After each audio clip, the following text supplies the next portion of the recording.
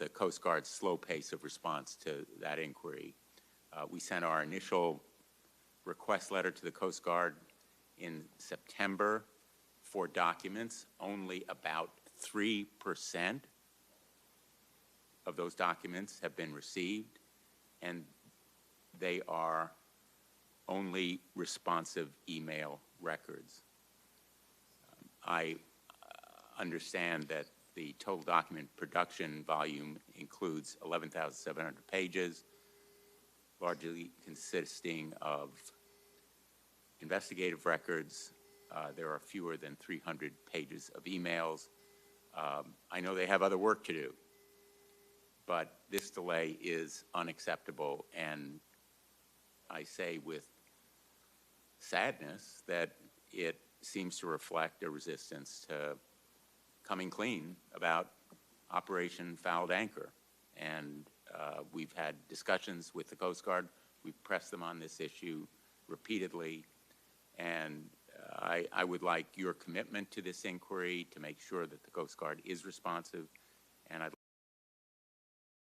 what you can and will do to ensure that the Coast Guard fully cooperates with our subcommittee's inquiry, including accelerating the pace of its response and providing all documents without redactions.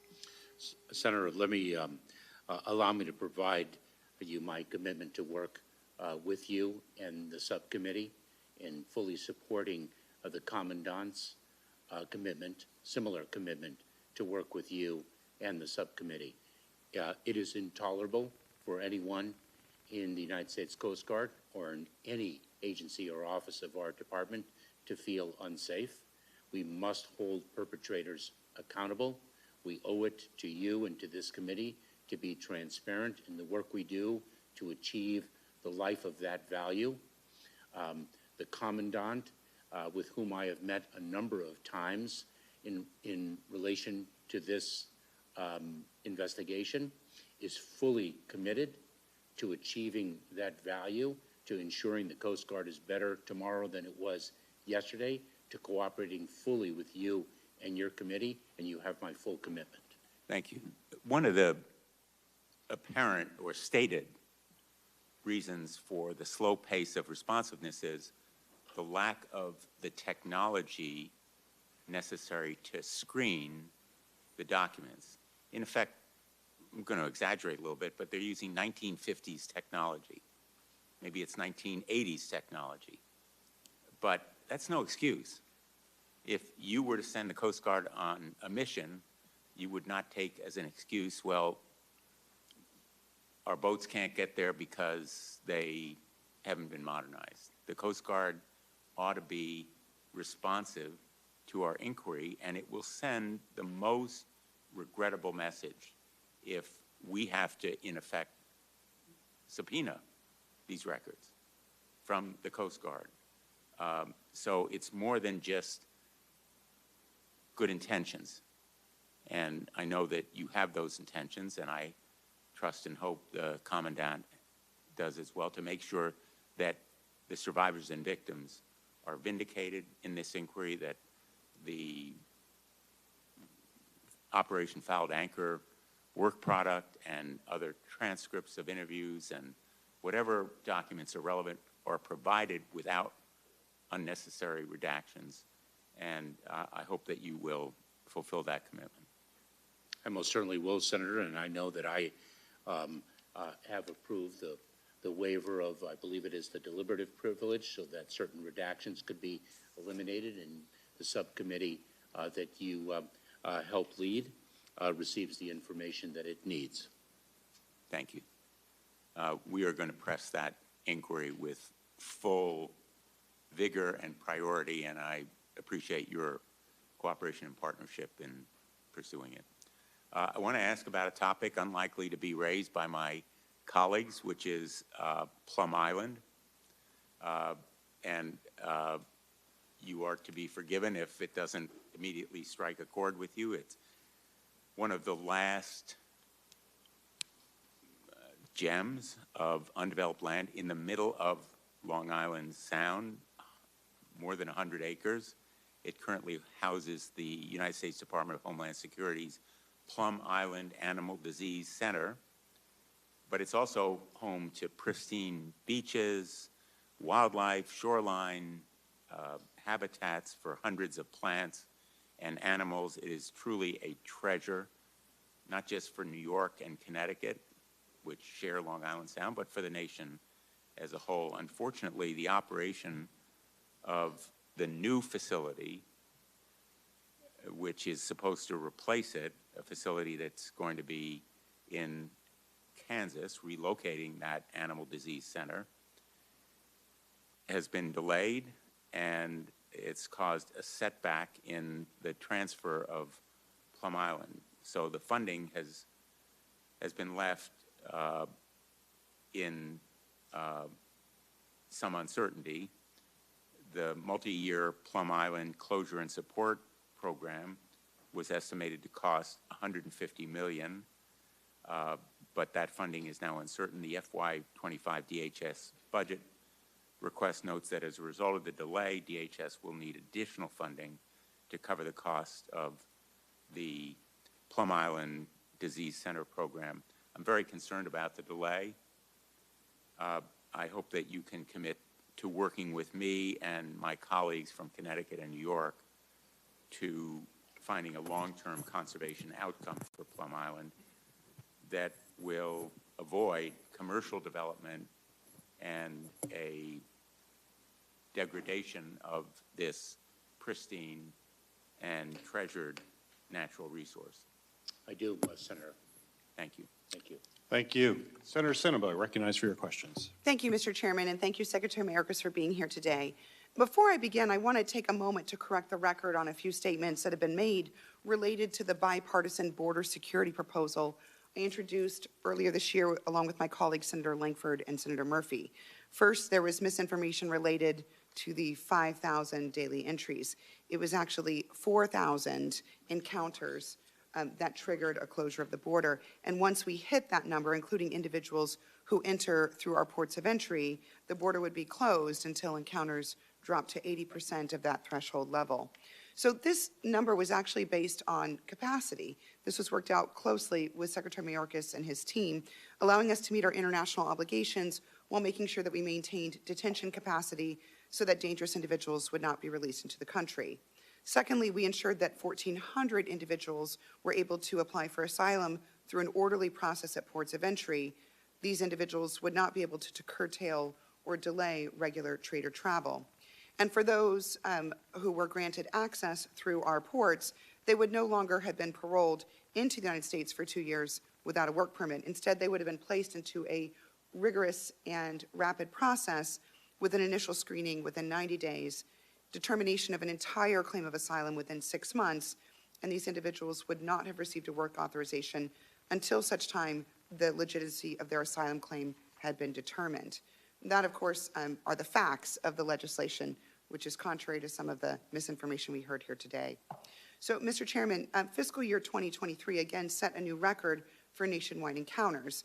This year has brought no relief, with the Tucson sector and my state alone encountering over 340,000 individuals. This is the busiest sector along our southern border by over 140,000 encounters. As you know, Arizona's Lukeville Port of Entry was closed for an entire month, so port officers could help Border Patrol agents in Ajo manage the surge of migrants crossing the desert. That, as you heard from me, devastated the small businesses in that community that depend on international travel. So right now, a normal day in Arizona means migrants are released directly into border communities. They do not have the transportation or NGO infrastructure to manage these releases. There's a coordinated effort between cities, counties, and NGOs to move migrants to Tucson and Phoenix, where they're securing transportation out of the state. We tried to fix that problem with your help and your technical assistance. Senator Langford, Senator Murphy, and I crafted a bipartisan proposal that actually addressed and reduced the encounter numbers we've seen steadily increasing over the last decade. And while partisans here in DC have decided that having a problem to talk about is more important than problem solving, this doesn't mean that we can just stop working to provide relief in Arizona. In Arizona, we still must continue to find ways to make meaningful policy changes to secure our border, keep Arizona families safe, and ensure that migrants are treated safely and humanely. As you know, Secretary, I helped secure $650 million in fiscal year 2024 for the CBP Shelter Services Program to limit the financial burden on local communities. I was pleased to see the notice of funding opportunity published last week that gave Arizona its fair share of the money available. As you know, this money has come quite late. We were just days away from Pima County ceasing all activities to process and manage migrants. So what steps is DHS going to take to ensure that additional funds are distributed and that we don't find ourselves in this critical situation in Pima County once again? Senator, let me first state that I was honored to work with you and the other senators on the bipartisan legislation that would have been transformative, not only in its provision of resources, but in the change of authorities with which we would be equipped, the most significant change since 1996, long overdue. We announced with the first distribution last week, we also announced a competitive process for the second tranche of funds under the Shelter and Services Program. We are going to receive applications for it from existing recipients as well as those who are first-time applicants, and we are very focused on getting the dollars out the door as quickly as possible, as fairly as possible. Thank you. During your last hearing in this committee, we spoke about the importance of the margin of error for INA numbers. And so first I wanted to say thank you for following through on that commitment. FEMA recently announced it would allow up to a 5% margin of error in A numbers, which is critical for NGOs who are providing services. I was also pleased to see that the most recent fiscal year award removed the cap on motel and hotel booking, which we had discussed frequently. In order to make sure that NGOs in Arizona are effective with these grant dollars, FEMA will need to make sure that communication with our communities is clear and concise. So how does FEMA plan to ensure that information is consistent and accommodating given the inherent uncertainties of responding to the continuing crisis at Arizona's border? Senator, the model that we have developed is to have an identified point of contact for each jurisdiction to ensure that the jurisdiction is receiving in timely fashion the information it needs. If there is any concern with respect to the consistency, accuracy, or timeliness of information, that is something that I would like to know about because we owe it to the local communities to receive the data so that they can manage operationally their responsibilities. Following the end of Title 42, the administration introduced a series of policies that were designed to incentivize migrants to arrive at ports of entry and to deter arrivals between ports of entry. Of course, we haven't seen the arrivals contract between ports of entry. Unfortunately, it's been the opposite, where we've seen growing numbers of migrants arriving between ports of entry. So why do you think that the measures implemented to date have not been effective? And what powers do you need to reassert control of the southwest border, particularly between the ports of entry? Senator, we have seen at times significant drops in the numbers. We work very closely with our partner to the south, with Mexico. The enforcement effort must not be exclusively at our border. It must occur prior to reaching our border. The best solution that I have seen in my many years in the Department of Homeland Security is the bipartisan legislation that you negotiated with Senators Murphy and Langford. That is a solution that we continue to believe Congress needs to pass. It is transformative in the many, many different ways that we have touched upon just briefly this morning. Thank you. Thank you, Mr. Chair.